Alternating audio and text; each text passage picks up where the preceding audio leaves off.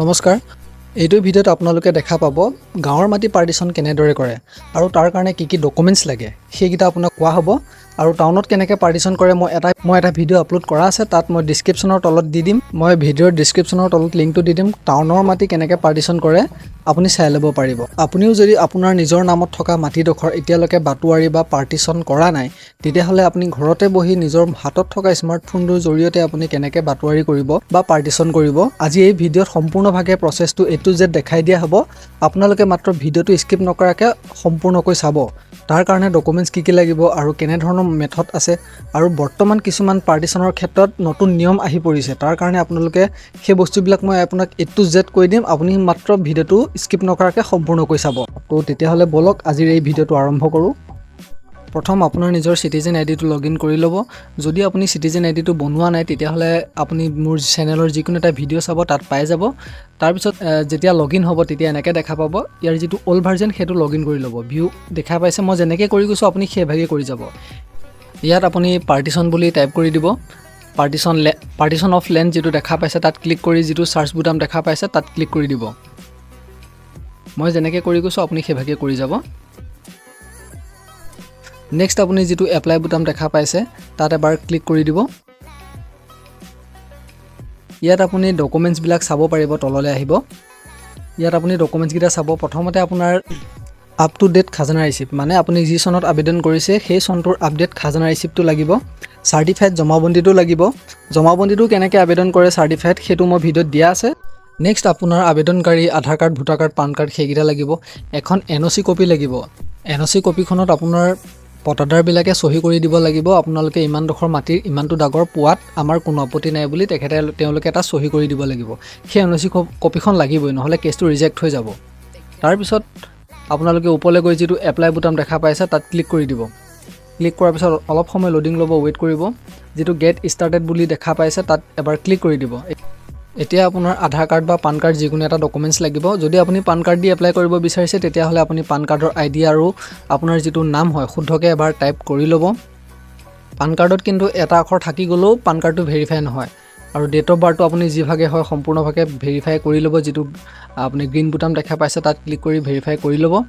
একেবাৰে তললৈ আহিব তললৈ যেটো নেক্সট বুটাম দেখা পাইছে তাত এবাৰ ক্লিক কৰি দিব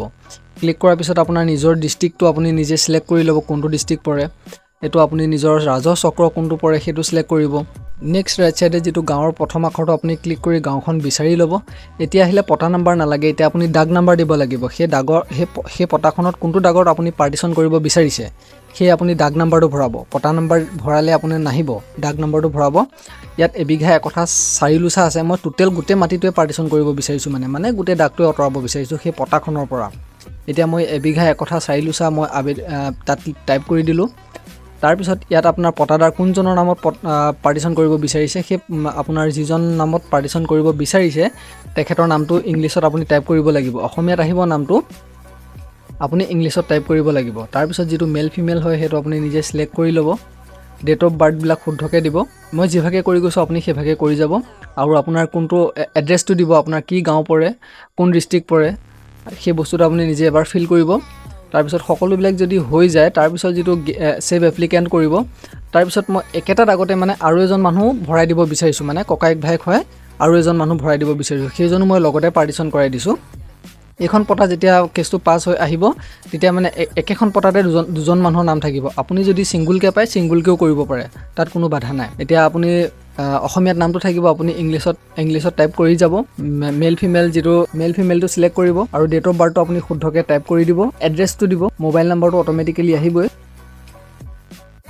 সকলোবিলাক ফিল কৰা হোৱাৰ পিছত আপুনি সেভ এপ্লিকেন্ট কৰিব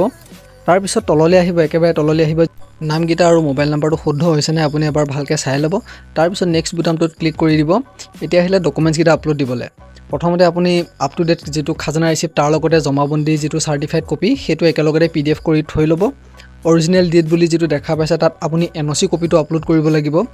NOC কপিটো আপুনি বনাবই লাগিব হেতু নিদিলে আপোনাৰ কেছটো পাস নহব মানে আৰু যেটো সেকেন্ড থাৰ্ড অপচন দেখা পাইছে তাতো আপুনি NOC খনে জমা দি দিব নটাৰী কৰা NOC হ'ব লাগিব তাৰ পিছত আপোনাৰ ডকুমেণ্টছ গিটা তলত একেবাৰে লাষ্টত ডকুমেণ্টছ গিটা আপলোড কৰক Aadhaar card voter card PAN card সেইগিটা তাৰ পিছত যেটো টিক মাৰ্ক দেখা পাইছে তাত ক্লিক কৰি নেক্সট কৰক এটা আপোনাৰ যদি কেতিয়াবা এনেকুৱা আহে মানে কি হৈছে আপোনাৰ 2 MB কে আপোনাৰ ফাইলৰ চাইজটো ডাঙৰ হৈছে। আপুনি কম্প্ৰেছ কৰিব লাগিব। আপুনি গুগলত যাব, তাত আপুনি কম্প্ৰেছ PDF বুলি টাইপ কৰি দিব। যিটো প্ৰথম লিংক বা ছেকেণ্ড লিংক দেখা পাইছে তাত ক্লিক কৰি দিব। তাৰপিছত চিলেক্ট PDF কোনটো ফাইলৰ আপুনি কম্প্ৰেছ কৰিব বিচাৰিছে, মানে MB কম কৰিব বিচাৰিছে, সেইটো চিলেক্ট কৰি ল'ব। আপুনি মোৰ ইয়াত 60 হৈ আছে, মই ইয়াতকৈ অলপ আপুনি ফুল কৰি নিদিব। ফুল কৰি দিলে মানে কেবিটো কমি যাব, তেতিয়া কোৱালিটি ইমান ভাল নাহিব। আপুনি 30% বা 20% মান ৰাখি দিব। 20% বা মই 28% ৰাখিছোঁ। তাত কম্প্ৰেছ কৰি ডাউনলোড কৰি ল'ব। ডাউনলোড কৰাৰ পিছত আপুনি নিজৰ যিটো এপ্লিকেণ্ট কৰা ছাইটটোত যাব। তাত গৈ আপুনি যিকেইটা ডকুমেণ্টছ হয় সেইকেইটা আপুনি আপলোড কৰি দিয়ক।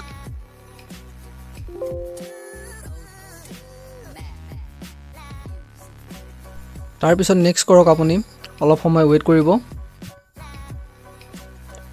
ইয়াত আপুনি আপোনাৰ ডিটেইলটো চাই ল'ব পাৰিব, কিমান মাটি পাৰ্টিশ্যন কৰাইছে আপুনি নিজে চাই ল'ব পাৰিব। কিবা ভুল হ'লেও আপুনি শুদ্ধ কৰি আপুনি বেক কৰি শুদ্ধ কৰিব পাৰিব। প্ৰথম কথা, আপোনাৰ ডকুমেণ্টছ কি আপলোড কৰিছিলে সেইকেইটা চাই লওক। এবাৰ ৰাইট ক্লিক কৰি শুদ্ধকৈ ডকুমেণ্টছকেইটা আপলোড কৰিছে নাই, যদি আপুনি কম্পিউটাৰৰ পৰা কৰিছে চাই ল'ব। এখন NOC কপি মই দেখাই দিছোঁ, আপুনি প'ষ্ট কৰি চাব পাৰিব। এতিয়া টিক মাৰ্কটো ক্লিক কৰি ফিনিছ কৰি দিয়ক।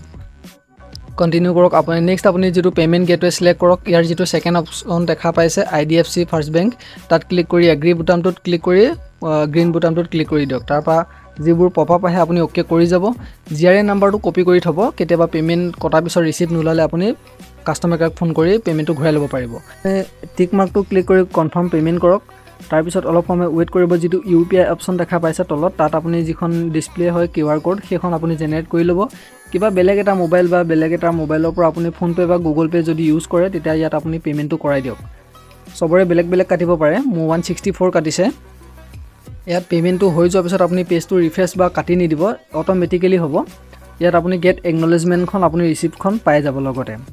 আৰু এই কেছটো পাছ হৈ আহোঁতে আপোনাৰ 2 মাহ সময় লাগে, 60 দিন সময় লাগে। যদি আপোনাৰ ইমাৰ্জেঞ্চি হয় বা আপুনি অফিচত যাব পাৰে। আৰু ভিডিঅ'টোত কিবা বুজি নাপালে আপুনি মোক কমেণ্ট কৰিব পাৰে,